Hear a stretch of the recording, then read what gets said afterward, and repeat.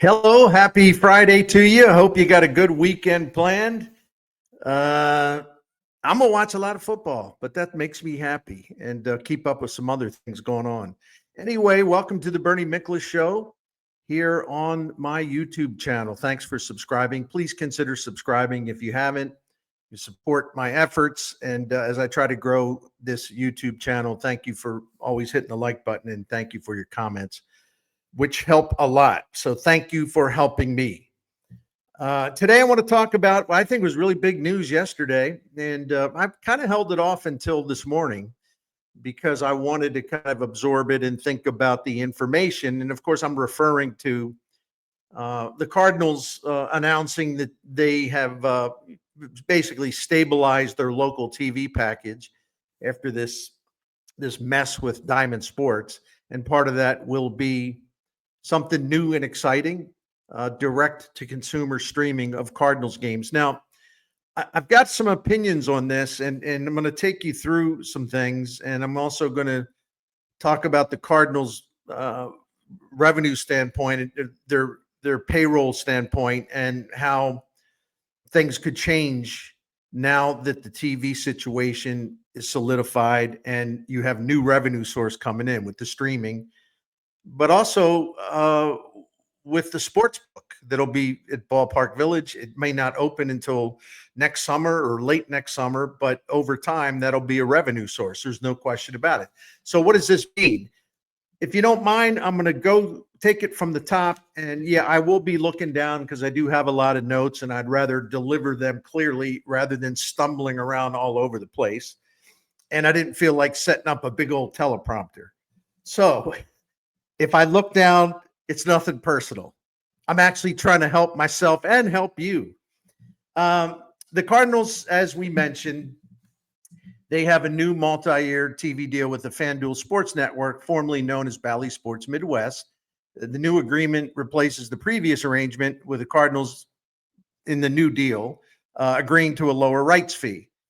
Instead of making $75 million this coming season under the terms of the original contract with the financially troubled Diamond Sports, the Cardinals, according to the great Derek Gould at STL Today, will receive about $57.3 million in that TV package in 2025.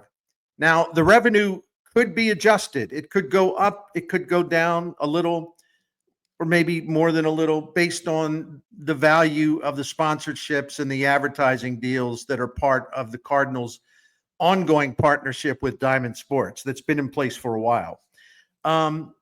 But for now, according to what my friend Derek Gould reported, the Cardinals are looking at a decrease of about 23% in their TV revenue, strictly in terms of traditional TV, right? Not the streaming. We'll get to that in a moment. But that decrease in the grand scheme of things means little because, and this is the big kahuna, because of the Cardinals' ability to negotiate with Diamond Sports and get the right, the freedom to stream games, that will create a really, really nice revenue stream for the Cardinals. How much at first, I don't know, but over time, it certainly will. And a lot of that depends on how good the ball club is. And that's what we're going to get into here in a little bit. So the Cardinals can offer the direct-to-consumer TV package for all of their games, except for the games that have been scheduled for exclusive national broadcasts, like Fox and ESPN. Otherwise, the Cardinals, their fans, their consumers can purchase the streaming service and will not have to worry about blackouts. Hallelujah. This is what I am going to do. I am a YouTube TV subscriber. I like it a lot. The only minus is it did not have a existing deal with Diamond Sports in terms I was shut out of Cardinals games and shut out of Blues games. I was able to watch replays and all that stuff, but through a couple other websites. But the point is, I could not watch live games, and even now with the Blues, I don't watch live games. But again, things are changing and changing quickly, and I can catch up with Blues games in another way, but it's on a delayed basis, not in real time. So let me just continue explaining this, because I know a lot of people have a lot of questions, and I don't mean to be redundant for those of you who don't have a lot of questions and do understand this for the most part. But let me just review this. I consider it a public service. Cardinals fans who watch the games through their current cable or satellite provider that already carries their games can keep what they have. If they want to, keep what you have. If you like your cable, your cable deal, you like, say, satellite, like DirecTV, whatever it may be, you can still access those broadcasts, those Cardinals games, through the usual way. So in effect, nothing changes. If you're in the St. Louis area, nothing really changes. But the only hang up, if that's the word, is those of you, and I have an MLB TV subscription as well. That's why I am able to watch the Cardinals games, not live, but on a delayed basis. They start after the post-game show is over, and then I can access the games. And I'm a night owl, so I don't mind staying up. And there's also condensed games you can watch where you can go through the whole thing in about 15 minutes. But those of us that still have or do have an MLB TV subscription will still be subject to the blackout rules, depending on where they live. If fans reside in the Cardinals' designated TV territory, the blackouts are going to apply, but only on MLB TV. In case you're wondering, and I want to thank again STL Today, they had the information on their site this morning. So what areas are we talking about where the blackouts would apply? Not on the streaming. Just take streaming out of this for now. I'm talking about the way you have been getting your Cardinals games and even your Blues games, but we're talking about the Cardinals right now.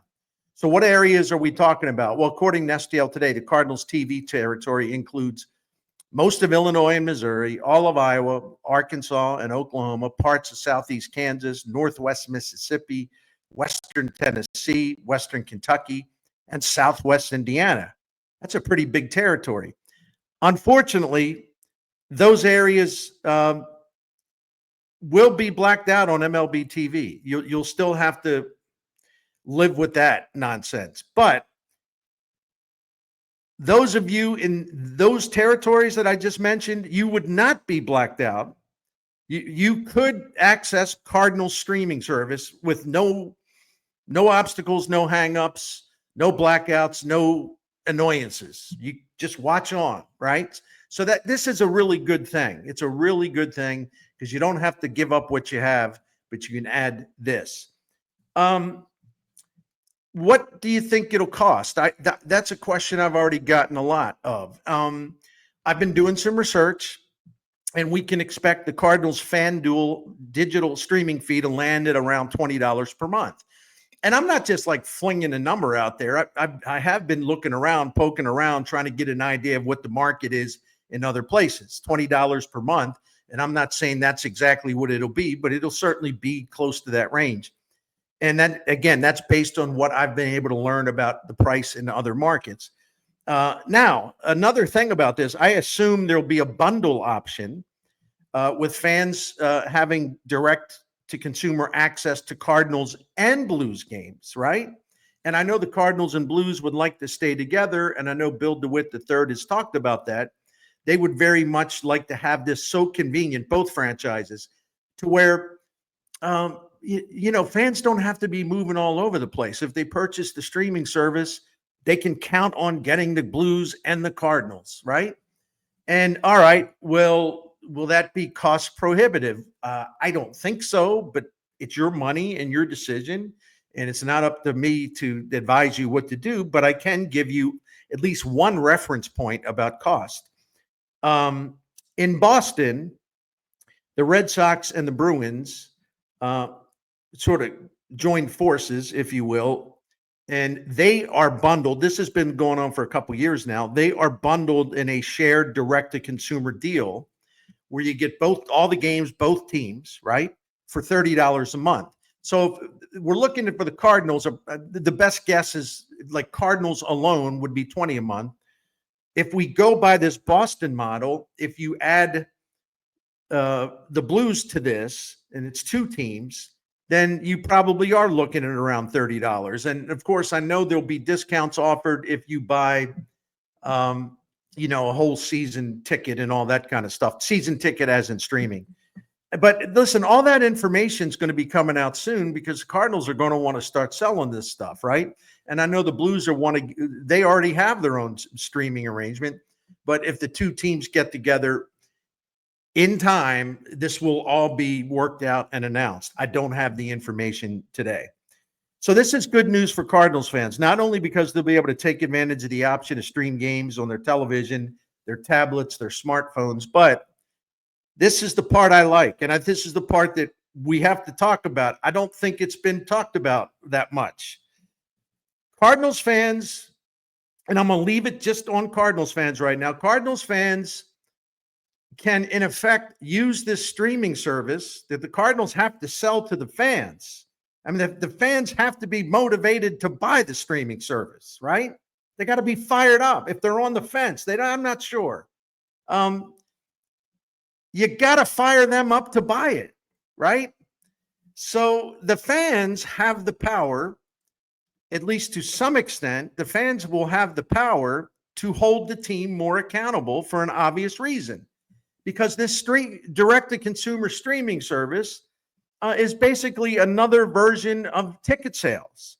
The Cardinals will obviously, just like they want to sell as many tickets as they possibly can to home games, they're going to want to sell as many direct-to-consumer streaming packages in 2025 and beyond. They want to maximize ticket sales at home, and they want to maximize streaming revenue by offering their games for a price. This may not apply as much in terms of like the accountability, the initial accountability. I know some people will fuss anyway. Fuss all you want. I mean, seriously, it ain't for me to tell you how to feel. But where I sit, this doesn't apply like, well, we're going to hold them accountable right away. You can, that's cool. Whatever your feelings are and whatever you believe and wherever you want to take a stand, go for it. No fuss from me. But I look at it as like, listen, the Cardinals have actually been transparent about 2025. For once, they've been transparent because they pretty much tell you what they're going to do. They've even discussed how they would approach players that have no trade clauses and length on their contracts who may not want to sit through a relatively moderate rebuild. And the Cardinals wanted to gauge their players' feelings on this and if they wanted to stay. And the Cardinals, unlike past years, actually shared that kind of information. So I think they are trying to be a little more transparent, and it's overdue. It's long overdue, but I still welcome it anyway. So the Cardinals have not really tried to mislead anyone, and I'm talking about 2025. They call it a reset year, but the way you've heard me say this too many times here on the Bernie Show channel, I don't really care what the title is: rebuild, reset, renovate, rehabilitate. It's just the verbiage just doesn't matter. They're taking a step back, and they have been pretty upfront. They have been upfront about taking a step back. This is not a year that is pointed towards we got to do everything we can to get into the postseason and go from there. They're putting a lot of money into the restoration project, the farm system, the player development system. They're in the process of putting together all kinds of new hires in the minor leagues and also in the major league operation. They're upgrading technology. They're upgrading facilities. They're upgrading manpower, instructors, teachers, analysts, equipment. I mean, you name it. They fell so far behind the times, which is their fault. It's all on the DeWitts and John Mozeliak, but mostly the DeWitts. They fell so far behind, they have to really pump a lot of money into this thing to get it up to speed ASAP. And I am convinced that they're committed to doing that. Time will tell for sure. But Chaim Bloom ain't going to come here and waste his time. If there wasn't a full commitment from ownership, and as I have told you in previous videos, he got that commitment, which is why he was happy to sign the deal and then become the president of baseball operations beginning after the 2025 season. Bill DeWitt told him, you go for it. You have our support. You go for it. After Chaim Bloom made a extremely comprehensive and lengthy presentation to Bill DeWitt and others in the executive level. So this will take some time, but a lot of money is being funneled into it. And if you want to be skeptical about that, be skeptical. The way it is, some fans are so upset, and I'm just having some fun here. Mozeliak could go out like tomorrow and announce that they've acquired Shohei Ohtani for like Thomas Sajasi and Tako Arobi and say Michael McGreevy, right? And you'd have about 33% of the people squawking about it, only because John Mozeliak made the trade, right? Listen, we live in cynical times. I get it. Anyway, my point is you can hold the Cardinals accountable because you don't have to buy the streaming service. You probably want to. You're a fan. You're like me. I'm going to buy it because I would like to watch the games in real time. And it's important for me to do that. So anyway, in addition to the money that they're pumping into this huge project of player development in minor leagues, they've also aggressively trimmed the payroll so far this offseason. And I have a different way of accounting this, and it'll become apparent as I go along here. So listen, we can subtract the 2024 salaries of Paul Goldschmidt, Lance Lynn, Kyle Gibson, Keenan Middleton, Andrew Kittredge, Matt Carpenter, Brandon Crawford. That includes buyouts. So that all comes off the books. And obviously what they would have made if the Cardinals had picked up options, well, that's immaterial now because those options haven't been picked up. So we're just subtracting from basically the 2024 payroll. And I mentioned all the guys that they were paying, and I didn't even include some people. Like, you remember the Cardinals gave Giovanni Gallegos had $5 million or so on his deal last year, and they this past season, and they released him because he pretty much got burned out.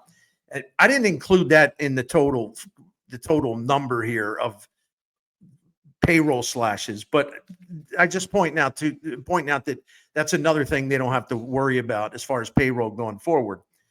But also, to me, we should include Tommy Edmund on this list because the Cardinals, in trading Tommy Edmund to the Dodgers, they realized a savings of $9.5 million because that's what Edmund will make guaranteed in 2025. So if they had kept him, that's $9.5 million that would have went on the payroll for 2025. That's now not on the payroll for 2025. So based on my rudimentary mathematical skills, if you add all of these things up that I mentioned, the total comes to about $72 million, give or take $1 million or $2, $72 million. So the Cardinals, listen, I also know that in theory, they could bring back, say, Kyle Gibson or maybe Matt Carpenter for much lower salaries for 2025. I am not endorsing it. I'm not recommending it. I am just offering a hypothetical. And if a couple of pitchers stay in place in 2025, the Cardinals will be able to move on from Miles Michaelis and Steven Matz after next season if they stay in place.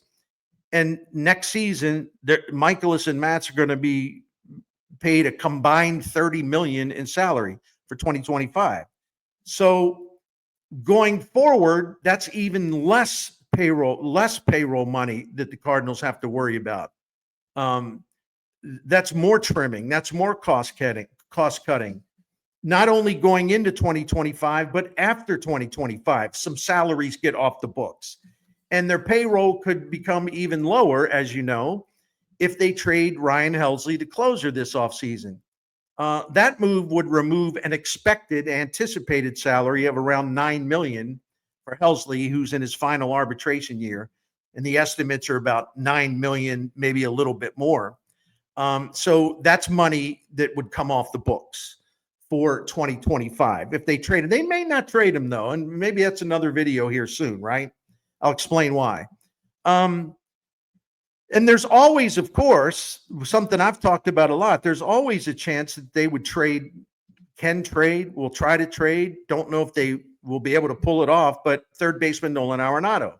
And while the Cardinals, I think, undoubtedly would have to eat a significant portion of the $64 million that's owed to Arenado that remains on his contract, the team would still emerge from that transaction with a lower payroll, with more salary off the books going forward. So what I'm trying to say, and I'm getting there, the Cardinals payroll outlook in terms of ownership standpoints looking pretty good these days, right? Based on what I can tell, and I used all the information at Cots Contracts for this. As of right now, as I speak to you at this very moment, the Cardinals have guaranteed commitments of $138.8 million on next season's 26-man payroll. And that could be a little less based on who you include or not include, but their final list of commitments adds up to $138.8 million on the 26-man payroll for 2025 as of right now. And for the 40-man payroll, the competitive balance tax payroll, that figure of commitments for next season is $141.4 million. But as I said, that could drop even more if they trade Hesley or Arenado. And I guess it's possible they could trade Matz or Miklasz or both. Miklasz has a no trade clause, but I'm not predicting anything. I'm just saying there's even the possibility of more moves that would slash payroll, right? So either way, the Cardinals will do just fine financially in 2025, even after selling fewer tickets to home games and all the concessions and all the beer and all the hot dogs and all the Ballpark Village visiting that comes with it, right? They will take a revenue hit. I mean, it's pretty obvious. If fewer people go down there, right? If fewer people buy those tickets in advance, which is going to be the challenge this offseason. But the Cardinals, as we have talked about, they also have something else they have to sell. They want to sell and they have to sell to their fans, the digital streaming package. And soon enough, probably next summer, as I alluded to earlier, the Cardinals will have a legal sports book on the grounds at Ballpark Village. I'm assuming, and I can't be sure, that they'll partner with FanDuel on that business. And FanDuel's got partnerships with a pretty significant number of Major League sports franchises, not just baseball. So they know what they're doing. And the Cardinals, based on the fact that, they now have the FanDuel network that's going to be carrying their games, it's a natural tie-in. And the Cardinals, depending on when the sports book is up and running at Ballpark Village, the Cardinals will be collecting a cut of the money generated by the sports book. I just don't know, A, when the sports book will open, and B, at what point does the Cardinals cut the money generated, really grow to a pretty high potential, where the potential becomes pretty high revenue. Like, in other words, it won't be in any kind of peak form next season because the sports book probably won't open until later in the season. So even if it's limited at first, that sports book revenue will probably grow and grow and grow over time.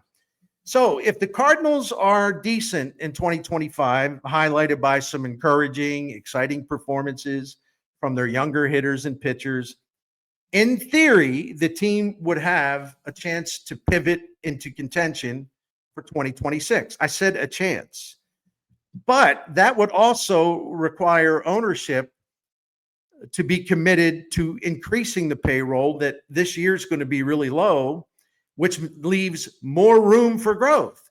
And if you like what you saw in 2025 and some boxes were checked, like Jordan Walker's better, Gorman's better, right on down the line, you know what I'm talking about, then you might reevaluate where you stand for 2026. You may view yourselves differently. The Cardinals may view themselves as a competitive team that would have a shot at the wild card or something like that, or maybe even the division. Who knows? I'm not being Pollyanna. I ain't predicting a damn thing. I'm just saying there is at least a chance the Cardinals will rethink their philosophy or their position going into 2026. There is a chance. I'm not a Swami here. I can't predict what they're going to do. But after 2025, I am comfortable saying this. I don't think the Cardinals will really have an excuse to keep the payroll so low. I mean, I really don't. Not with their costs going down next season, not with their direct-to-consumer streaming service that they really want to sell to the fans. They want the fans to purchase those games. Not with the stability that now comes with this renegotiated TV deal with Diamond Sports. Not with the successful citizen vote that passed allowing legal sportsbook operation in Missouri, and there will definitely be one at Ballpark Village. In effect, at Busch Stadium. And by the way, when this all passes, fans inside Busch Stadium watching the game can make legal bets. It just has to be done on their smartphone, you know. But it's the same thing. It's if you're not actually standing in a sports book. But anyway, that's just a side issue.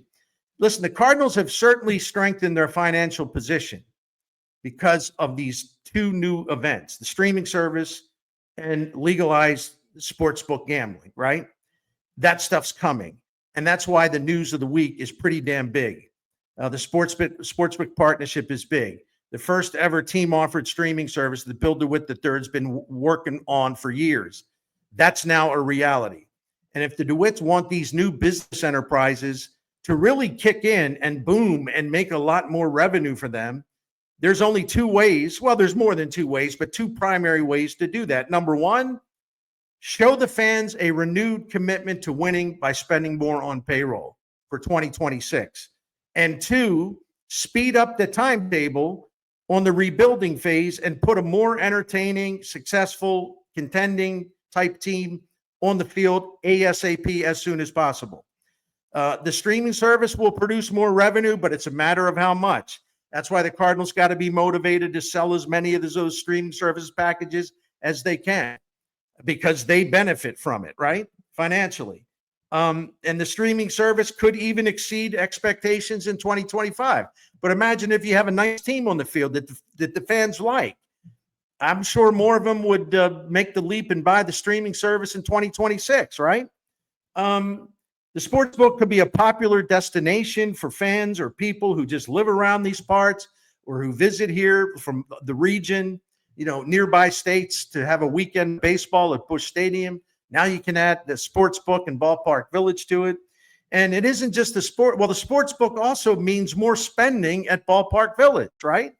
Because they're not just going to stand in the sports book and not have anything to eat or drink, or not go to some of the other businesses there and have something to eat or drink or buy souvenirs or whatever. So the sports book is also a magnet for better business overall at Ballpark Village. So this is a win-win for the DeWitts, but now they'll have to reinvest the added revenue by putting it into the ball club, and the fans have the power to hold them accountable. So if this is a win for the DeWitts, and it clearly is, right? It's also a win for the fans because their hand is strengthened. They don't have to buy anything. It's up to the Cardinals to motivate them to buy the streaming service and to go down to the sports book. So the fans still have a lot of power in this particular relationship.